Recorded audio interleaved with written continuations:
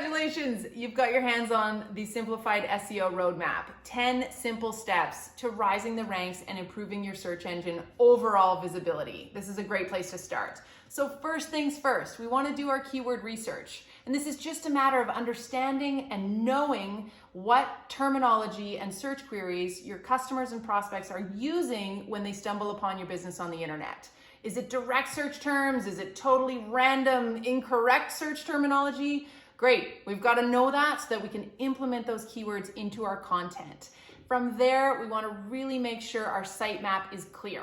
So number 2, simplify that sitemap. And what a sitemap is the index of pages and links that Google crawls on the back end and builds a map for it to understand what you've got to offer and for its users as well. So it's got to be clear. Your pages have to be connected. You've got to remove any broken links and make sure that it flows like water pipes from your primary navigation links down to the secondary and hopefully not tertiary. Gets a little long. We want to also clarify our page titles. Number 3. So if we don't have clear page titles that really easily define what it is that page has to offer, it's really confusing for our users. They're not inside your head. They don't sell what you sell or provide what you provide. And so they need it to be very intuitive as to what each page entails and where to go from there. Number 4, use Google's tools. Google is nothing but a wealth of free tools and tips that can help us serve our website up to their search crawlers and rank with all the people using Google every day. So what that means is we want to be aware of and utilizing Google Search Console, as well as taking note of Google's mobile friendly score and its site load speed test. We can do these at any time and just benchmark how we're doing, how we're ranking in Google's eyes with those very important things. Load speed, mobile friendly score. Google Search Console is another tool for your tool belt if you're ready for it that complements Google Analytics really well and shows how your site is functioning technically. The final one of our first half of tips, if you're ready to get to number 5, is to build your links. So this is on-site and off-site linking. What we're meaning by that is linking to anything we possibly can that's relevant and authentic, and it builds your domain authority in Google's eyes, especially if you're linking to highly reputable, high-ranking sites, news sites, other businesses that have done really well on the internet, and we're linking in an authentic way to them and they're doing the same to us. It builds domain authority. So build your linking strategy. It's really important and very underutilized by a lot of businesses.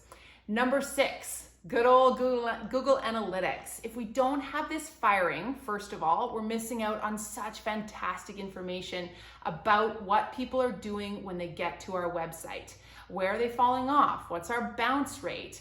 How many pages are being viewed per visit? And how long are they sticking around? This is the kind of information that, again, rises our search rankings, because if they're all scoring really well, Google rewards us accordingly in search. So don't just have your Google Analytics activated and know your traffic. You've got to know all the ins and outs of where people are coming from and what they're doing when they get there. Number 7, we want to ensure we have multi-channel consistency when it comes to our website and our social feeds or our blog or our podcast. We've got to have the same type of bio, keywords, links, and just overall branding. It looks good aesthetically, but it also really rewards us well in Google's eyes, particularly when it comes to what we call the NAP, name, address, phone number. The NAP strategy is a really important part of local SEO and Google My Business. But on the whole, if you've got listings elsewhere on the internet or any type of contact info on yours, you've got to make sure it's consistent across the board. Again, it just builds credibility in Google's eyes, especially if you have a physical location. Number 8, reporting and metrics. If you're not aware of how your site is performing, particularly your organic rankings, for example, let alone where that traffic is coming from, how can we improve? We've got to know how we're doing monthly, quarterly, year over year with just the metrics that matter to you. That could literally just be 3 things. My site load speed is improving, amen, as is my organic traffic as a comparison to my paid traffic, and my time on site. People are sticking around for longer because I've created really rich content throughout my site that people dive into and really enjoy, like my blog, for example. Number 9, conversion psychology. If we're doing anything in our SEO strategy, it is not to rank number 1 on Google. That's great, and yes, it's going to be powerful in its results for us, but we want to get people buying our products and services, booking appointments with us, contacting us for more information. What is our website doing that is going to make that happen? The conversions that are so important to us. We like to call them the meaningful metrics when it comes to social media, not just the vanity, surface level metrics. So what is the conversion psychology of your website? And are you implementing that into your SEO strategy? Thinking about the calls to actions, the content, the words, the simplicity of your copy in order to get people to convert and take the actions you need them to take across your site. And sometimes you need outside eyes to see if this conversion psychology is actually working. The final tip I'm going to leave you with that you'll see in your SEO roadmap is image tagging. It's such a simple thing that many of us are forgetting to do.